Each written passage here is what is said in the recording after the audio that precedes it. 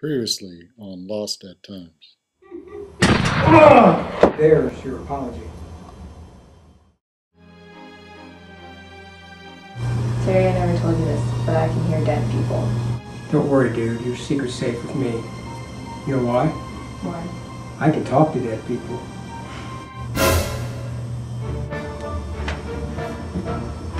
Have you guys figured out what lies in the shadow of the statue yet? My God! You're alive!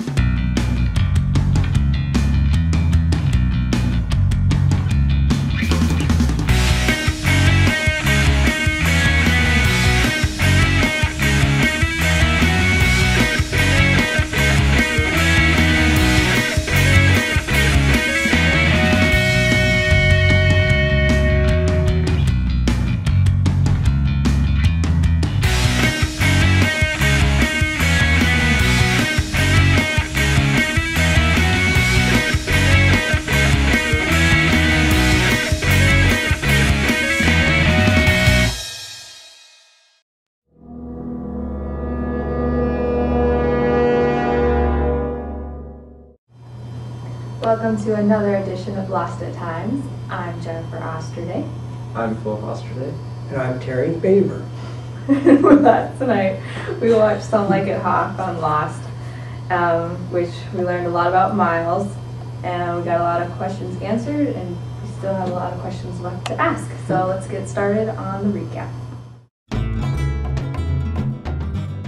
So it started with a flashback of Miles as a young boy with his mom, and his mom is at an apartment ready to buy it, and Miles leaves the, her apartment and goes to a different room. Yeah, he wants like money for a vending machine.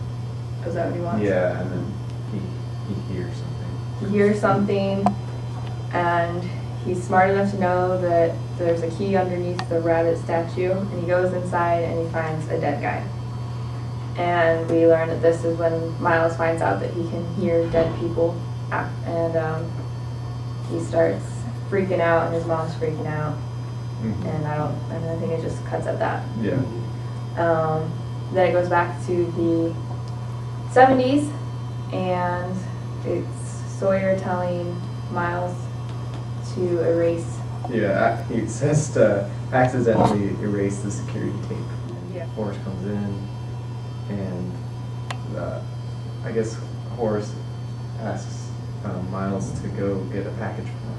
Yeah, he's like, "Can I trust you?" Yeah. Can I, or what kind of circle are they? The circle of trust. Yeah. I'm gonna bring you into the circle of trust.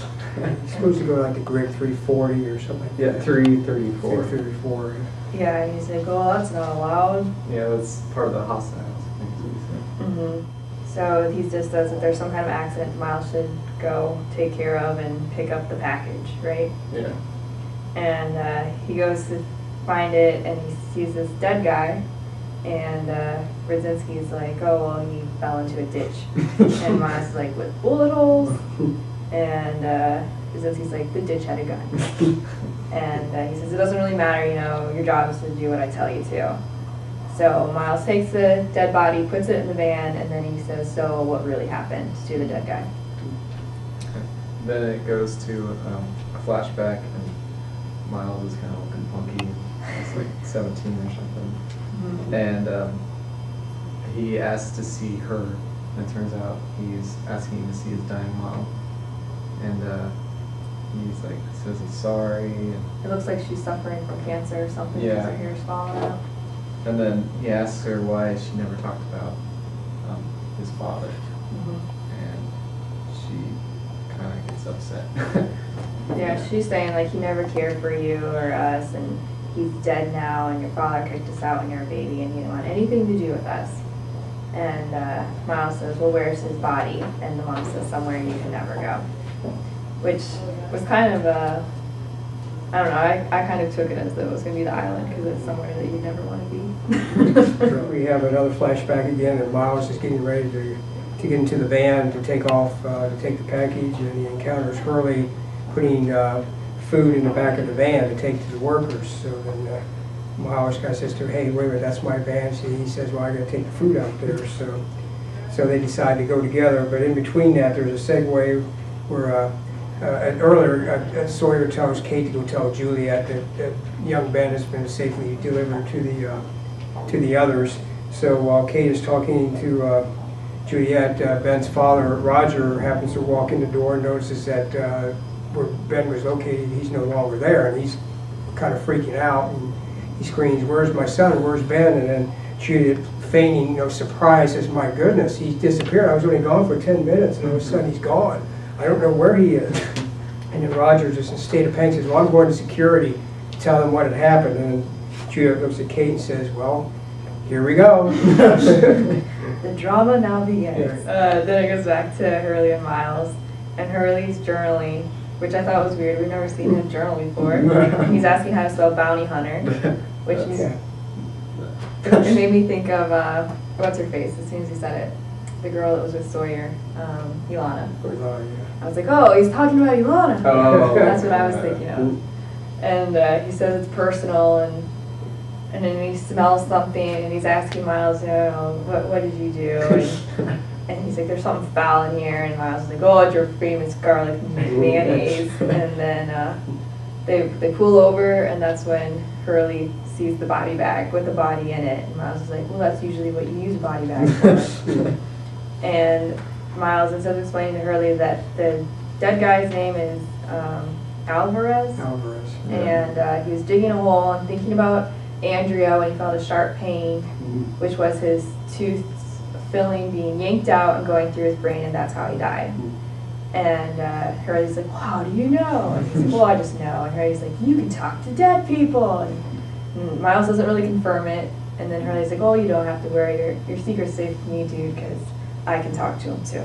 Miles has just finished doing a reading with a person named Mr. Gray, who's trying to find out if his dead son loves him or not. And he pays him a lot of money to hear those words. And Miles said, yes, your son did love you. And then he leaves.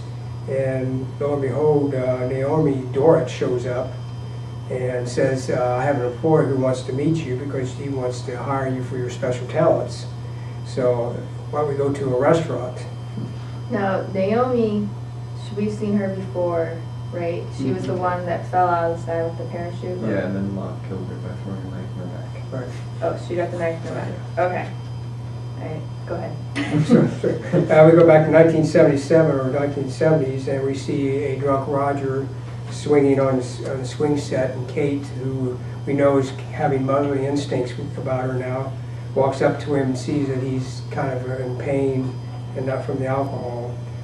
Reassures him, that Ben's going to be okay, that nothing's going to happen to him. And Ben kind of Roger looks at him and says, how do you know all this stuff? Are you involved? And Kate kind of realizes, oh, I should have kept my mouth shut, and starts to walk away. And then, which just makes her look even more suspicious. Yeah. Right. Yeah, she's not. And then She's he's, not very smart sometimes. her emotions got the better of her that, and then Roger's saying, hey, why are you so interested in my kid? You gave him blood, and now you're telling me he's going to be okay. He says, and she walks away, says, I'm sorry to bother him. And he says, why don't you just mind your own business? Go back to Miles and Hurley, and the band's playing Love Will Keep Us Together. And Miles starts asking all these questions to Hurley, like, oh, so you can have conversations with people, you can see them. No, Hurley. Hurley does? No, Miles does. That's right. I'm sorry. And then Hurley's like, yeah, I can see him, and Miles is like, that's not how it works. And then Hurley's like, ha, you can talk to him, or you can hear him. And so Miles is upset because he's like, well, if someone's dead, then their brain stops functioning, and so you couldn't have a conversation. And Hurley's like, well, you're just jealous that my power's better than yours. So they pull up to the orchid, and the Dr. Chang is there, and he's all upset that Miles brought Hurley. And he says, well, did you bring the package? And Miles is like, yeah. And Hurley's like, don't worry, I won't tell anyone about the dead guy. And then he's like, oh, whoops. And, then Dr. Chang tells him if he thinks cooking's bad. And then Hurley's like, I like cooking. But then he says that he's gonna bring him to those crazy experiments with the polar bears. Yeah, and weigh the feces. So then Dr. Chang walks off with the body, I guess, and Hurley's like, dude, that guy is a total douche. And then Miles says, oh, that douche is my dad. Which we've all kind of been wondering. I've been wondering, I don't know, about what